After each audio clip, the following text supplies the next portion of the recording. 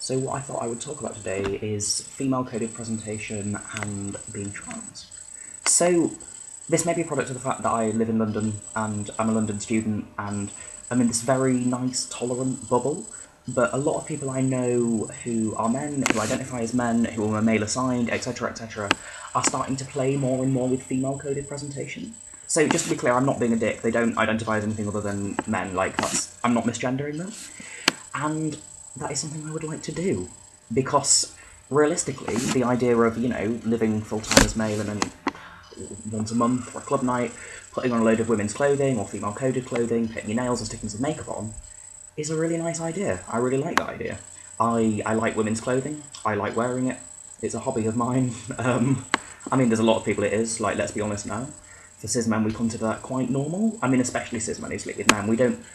It's not considered normal, you probably wouldn't tell your grandma, but it's not completely out there, at least in some circles. It's a thing that cis men do.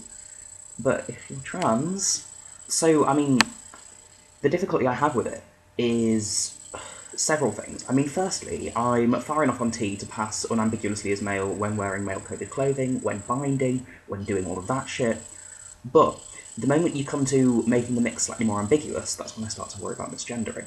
Now, my voice is low enough to pass as male basically whenever I like, which is good. And I have left the house with nail varnish on before, with makeup on before, in not quite female-coded clothing, but feminine clothing, like leggings and stuff, and been read as male. I still feel like I'm very much teetering on the edge of not being read as male, which is quite worrying. There's also the fact that if you are read as male, you're read as a man wearing women's clothing, which is not very safe. It's not safe to be read as trans, it's not safe to be read as trans in any way, but I would be very, very scared to leave the house being read as a man in women's clothing, because I don't want to get beaten up, realistically. So there's also that. And there's also the fact that when you're trans, it's seen differently. At least in the circles I move in, and this may be a product of just living in London, this may only be me, there's something seen as very attractive about men who present in an androgynous way, who wear a bit of women's clothing on the weekends, who do that sort of thing. Because, people are almost... I don't know, they can play with it in a way that I can't. Whereas, if I start playing with presentation, it then comes down to the fact that I haven't had any surgery yet. So I'm trying to dress up this, very female-coded body as a male-coded body in female-coded clothing, and it's just a layer, too much, and I worry that I'll just look like a woman. And, not there's anything wrong with looking like a woman, but I would rather not look like a woman, because that's kind of the point of what I'm aiming to not do. So that's quite difficult.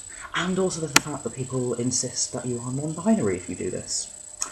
I don't identify as non-binary. As far as I'm concerned, I'm a man, and I live full-time as male. I have an unambiguously male first name, I live completely as male, and I wish to live completely as male. That's who I am, that's how I am, that's what I'm doing with my life. I'm not non-binary, and the fact that I like to wear female-coded clothes doesn't make me non-binary.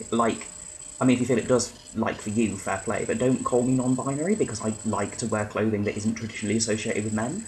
If you think about it, if a cis man was oh, well, I'm a bloke, but sometimes I wear makeup, you wouldn't be well, you're clearly non-binary. Or hopefully you wouldn't, so it doesn't actually make it any different that I was female-assigned. Or I like to think so anyway. And that's really important for me, because I still am very much dysphoric. I have massive chest dysphoria, I have massive lower dysphoria. I find it very difficult to do things like get dressed in the morning, for example, because it involves seeing my body without any clothes on it, and that's quite upsetting. So I guess what I want people to know is that you can be both massively dysphoric and into non-typical presentation, and indeed the two tie into each other. Having non-typical presentation arguably makes my dysphoria worse, because of course women's clothing is cut to accentuate bits of the body that I would rather not have. And the way that looks on cis men is beautiful, because you've got the flat chest, you've got the women's clothing over it, and you can tell there's an incongruity there between how it lies and how it's meant to lie, and that's fantastic. And that's something that I don't have, because even when binding, I can't bind to flat. I don't have any of these things, so that's actually really difficult. And the only way around it I've found is to mostly wear male-coded clothing, because I can't live with myself otherwise. And as I change further and further with T, to be able to take more liberties in presentation. I can paint my nails now, and I'm never read as female with painted nails. I do get funny looks. I haven't had any attacks or threats, so that's nice. And I can do things like, I mean, there's a way around it. For example, I have a really nice, like, belly top, and it's, like, sort of floaty over your chest, but then it stops at your belly. So you can wear that and then get your belly hair out, which, I mean, I have a lot of belly hair, this probably doesn't work if you don't. And then again, like, that adds a male cue, but it's kind of, I don't even know what I'm going for in terms of presentation, to be honest. And, like, I don't think I'd be able to have long hair. I mean, I don't really want to have long hair. I quite like my hair the length it is now. But I don't actually think I'm far enough on T to have long hair if I wanted to and still be read as male. And again, it's how many hormonal changes you've had. Like, I have been blessed with hair below the neck, but I have nothing so far above the neck. Like, at all, except for my head, obviously. So if you were one of those people who, like, grows a full beard in the first 6 months, I've seen them, I'm sure they exist, then you could do that and wear female-coded clothing, and you'd be completely fine, hopefully. I mean, I'm sure people do get misgendered with full beards. I do have a friend who just has really long hair and a full beard and actually is read as female, despite being, like, a 6-foot-tall bloke. So yeah, no, actually, people do get misgendered with beards. That's a thing that happens. So, yeah, maybe not that. But basically, I guess my point is that it's kind of hard to have feminine presentation.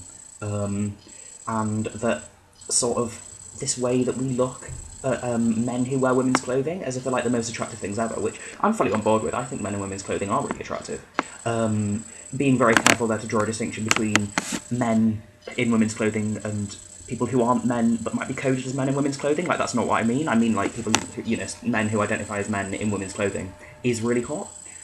But just bearing in mind, I guess, that while we may see that as, like, something that's really attractive and really ideal, it's not something that all men can do. And, like, the difficulty around navigating that when you are trans and you have this body, and I'm sure it'd be easier if I'd had surgery. It'd be a hell of a lot easier, actually, because I wouldn't be hiding so much. Just, I guess, bearing in mind that that's a kind of difficult thing. That's all.